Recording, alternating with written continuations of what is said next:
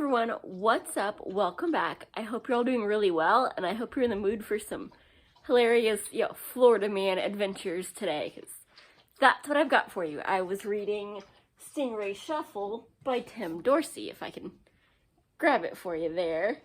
And he's one of the guys that Amazon and Goodreads kept recommending me because I love Christopher Moore. And this one, it hits, everything. It's basically, we've got the drugged up, bleeding, the even more drugged up, and a crazy, all over Florida and a few other places, adventure of just definitely in need of help, craziness.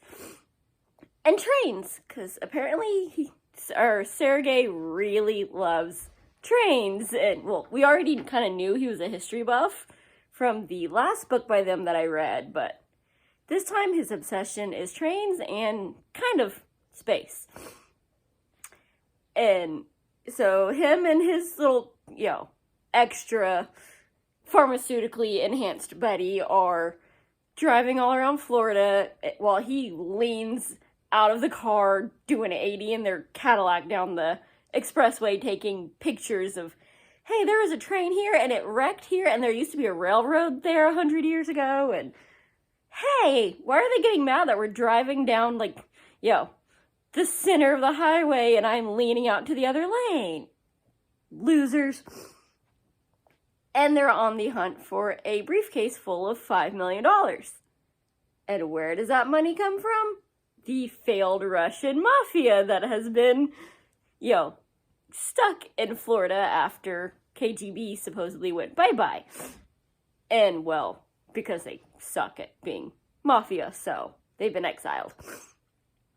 It's pretty bad when there's a hierarchy of, old geezer mafia, and they're at the bottom of it. We run this town, but we owe all our bills because we have no money, and the townspeople kick our butts. You might be failed.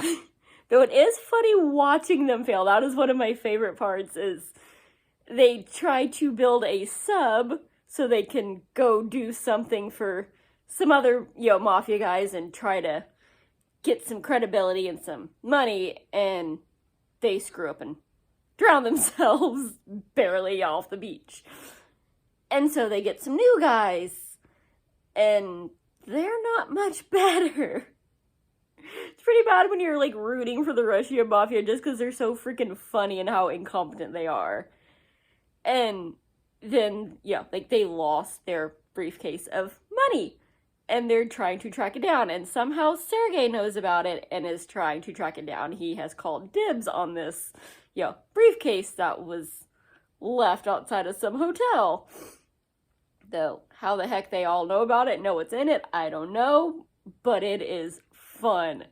He is just, they're going all over, and then we have this sideline quest kind of going along of, these bored single moms are like, all right, we just started a book club, the Triple B, broads, books, and booze.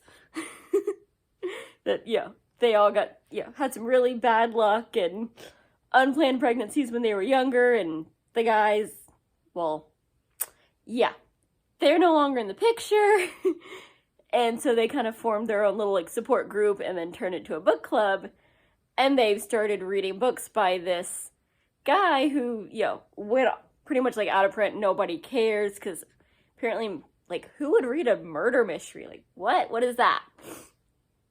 And, so his publisher dropped him, because I guess nobody read those, though makes me wonder about a few things, because they're definitely very popular now. And this book, well, it was written a while back, but not that long ago. And so but this guy lately has been getting really popular at one particular bookstore. And apparently it's because that book was code for, hey, let me buy a little something. So it's oh my god, these books are flying out the door at $100 a pop. What? So, they decide that they're going to bring him back and start reprinting all his books and do a tour. and kick it off at this bookstore. And people are in droves going like, well, he's on the bestseller list. It's got to be a good book. He's coming to do a talk. We're going to go buy these books. But, yeah, they're not going to pay $100 for a paperback.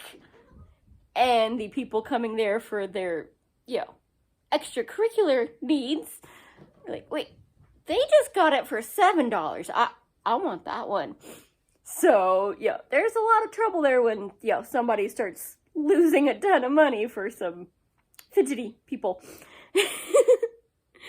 But these 5 chicks get this book and decide that they're going to pretty much follow the plot of this book.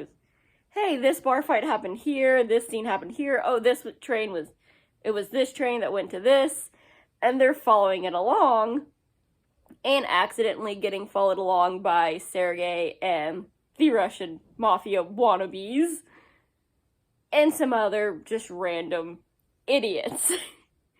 And of course, all this hilarity ensues, and some dead bodies, because it is Sergei, and he is really good at offing people, and somehow making it so insane that nobody connects to an actual murder.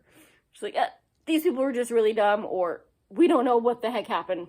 It doesn't match anything else that's ever, been recorded, so, yeah.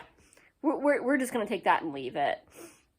Kind of like what happens to the frat boys, that it's wrong, but it is quite the warning to all the others in the group that they think, their cliches all get out.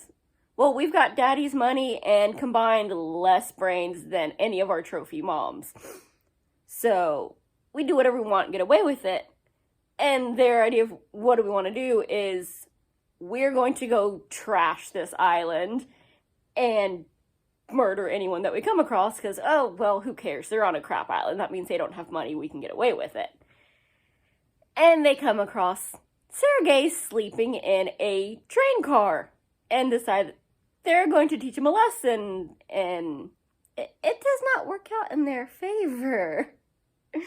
So, we get that where he's in court for that, but the judge likes him because he's been there. So, he actually ends up with 2 local court hearings back to back that involve trains and all his craziness. And no, shut up, Mr. Lawyer. I want to hear this.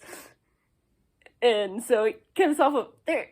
Well, he admitted to this, but he's got to be lying. He's just off his meds again. So this book, it's all over the freaking place. I mean, you've got the boozy broads, the murder mystery guy that is ticked that nobody realized it was actually a Christian novel, apparently, the tweakers that are taking advantage of the book sale. We've got an actual murder mystery that isn't Sergei going on that, oh, it gets fun. There's so many little side plots going on, and you pretty much hate all the characters and love them at the same time because they are all a mess. Half of them are pricks. But they're also stupid and crazy and falling into all of these things that just, what the heck? I feel like it's Alice in Wonderland in written form. Dude had to be on something to come up with this. So, I mean, if you can suspend belief and you just want something absolutely freaking zany that you have to laugh at, go check it out. This is the second book in his Sergei Storms series that I have read, and I have loved them both. This one, more so because as weird as the plot is, it actually kind of tracks all the way to the end. So, it's fun. Go check it out. Have a great laugh, and I will see you soon. Bye. Happy reading.